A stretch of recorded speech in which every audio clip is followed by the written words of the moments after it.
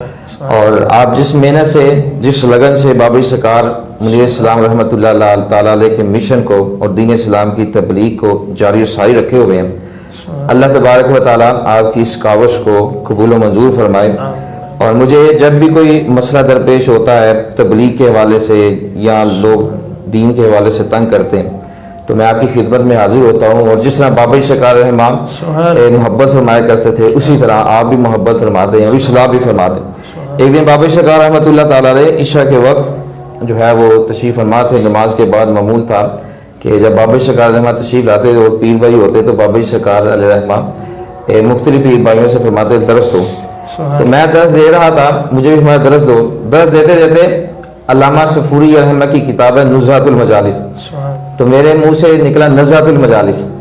تو بابا سرکار رحمہ نے اس انداز سے فرمایا نزہۃ المجالس، لوگوں کو بھی پتہ نہیں چلا اور مجھے بھی پتہ چل گیا کہ یہ نزہۃ المجالس نہیں ہے، نزہۃ المجالس۔ اسی طرح فجر کے وقت نگینہ مسجد میں درس دے رہا تھا اور سرکار تشریف فرما تھے، تو وہاں پر درس دیتے دیتے میں نے کہا طحاوہ شریف۔ جب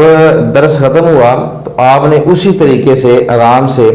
مجھے فرمایا طحاوی شریف، یہ نہیں فرمایا طحاوہ شریف تو ہے ہی نہیں ہے، تم نے کیا بول دیا، فرمایا طحاوی شریف۔ تو جب بھی آپ کی خدمت میں حاضر ہوتا ہوں اور بابا سرکار علیہ رحمہ کی طرح شفقت ملتی ہے اور محبت ملتی ہے اور دین میں جو ہے وہ علم اور زیادہ ہوتا ہے، تو اللہ تبارک تعالیٰ آپ کا سایہ ہمارے سروں پر تادیر اور قائم و دائم رکھے،